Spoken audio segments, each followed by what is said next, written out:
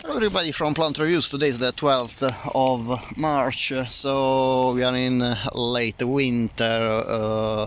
Spring will come soon in about 10 days on the 21st or 20th of March, and I'm talking today about Narcissus Carlton.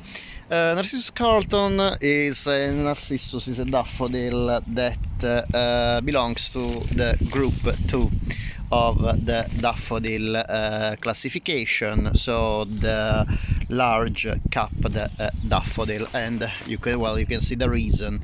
The capped corona is actually quite large. It's not as large as the group first, the trumpet daffodils, however, is still quite big. You can see it's about the same length of the tepals.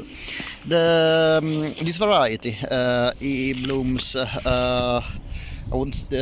is written on the sick about mid-season for the daffodil season. Is a tall variety, is more than 60 centimeters tall, as you can see from the pot to the plant. I tried to put it here so you can actually have a look about how tall this daffodil is.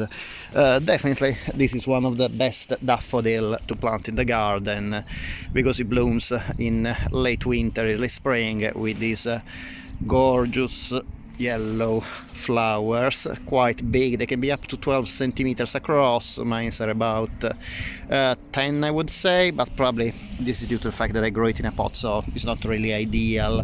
Daffodils, of course, prefer to be planted in the ground, but still works. You can see I have quite a few beautiful blooms.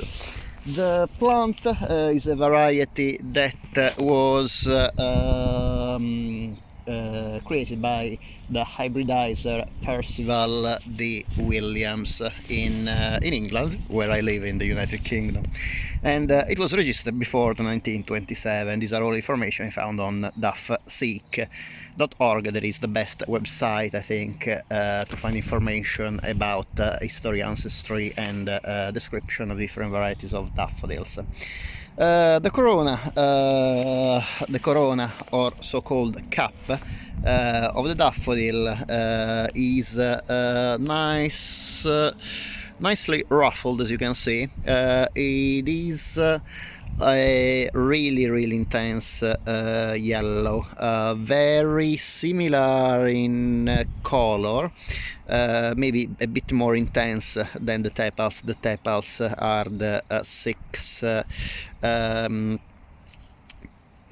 projections from the flower. I call them projections, but really Narcissus, like many bulbous plants, have three petals, the inner 3, and the outer 3 are the sepals, while in the majority of other plants petals and sepals are different. However, in Narcissus, in Crocus, in Lilium, many bulbous or cormous plants, sepals and petals basically have a very similar shape and often a very similar color, so they are called tepals to group them. The cap of Narcissus is not derived from neither petals nor sepals. This is actually a structure that originates from I think the same embryonic tissue of the stamens, even if actually touching it it would look like something derived from petals and sepals, but actually it's not.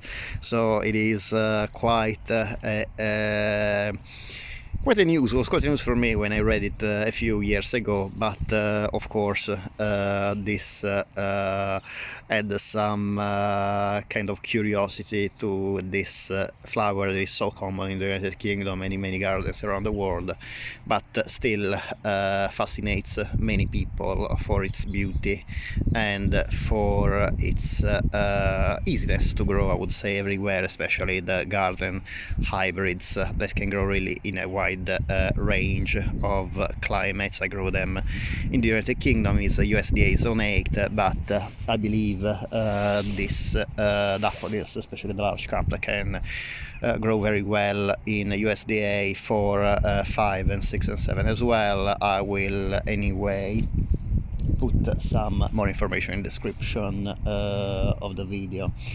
The plant is one of the, I would say, most common variety of daffodils to find in the United Kingdom.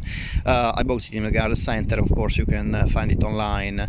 About the flowers, the so richly yellow flowers, these are reported often as fragrant. They are actually fragrant, but not particularly fragrant in comparison to other daffodils such as tazzettas or some varieties of jonquils. They have actually this typical scent of kind of sweet and it is very strange, kind of sweet and minty and licorice, very very faint. It is quite peculiar, I found, in many varieties of large capped, small capped and trumpet daffodils, this kind of scent. Sometimes at a more intense level, but still similar in notes, I am able to smell in some jonquil hybrids and some poeticus daffodils, even if poeticus and jonquils tend to have this the same type of scent at a higher intensity. In this one, Carlton, there is a mix of like a sweetness to this licorice and minty scent. It is quite pleasant, I would say. I would call it fresh, but it's not definitely the fruity or citrusy fragrance of tazzettas and of some other jonquils I do have in my collection. So this is a daffodil I can definitely recommend for the beautiful colors. The shape of the flower is gorgeous. You can see how defined the 6 tepals are, and this protruding trumpet, and this actually is a plant that can stand, the flower can stand even quite rough weather, so really it is one of the most recommended varieties. It's very hardy in the garden. However, definitely I wouldn't recommend it for fragrance, as many other sources do recommend. However, please remember, fragrance is very personal. What I find it not particularly appealing or exciting, you might find it very nice or very pleasant. So of course, if you want to try it anyway, I definitely would say go for it in the garden. It's a gorgeous flower anyway. Maybe you will find a fragrance that you like it more than me. However, I'm sure that you will enjoy the beauty of the flower, of the shape and of the color of the flower anyway. Other than that, this is a very typical daffodils to grow, so you can buy the bulbs in late summer and autumn. They need to be planted about 10 centimeters deep in the ground. Of course, in a pot you have to plant them a little bit more superficially, more shallow, about 5 centimeters, 5-8 centimeters deep, just because the pot, you need to allow also some space for the roots in the pot anyway. You can see that the roots are coming out of the pot already, and the leaves will start growing in late autumn, early winter. They are kind of greenish bluish and strap-like, and the flowers will bloom in late winter to early spring. The daffodil bulbs is usually to be planted in very well-drained soil, as all the other daffodils I know, as well as many other bulbous plants.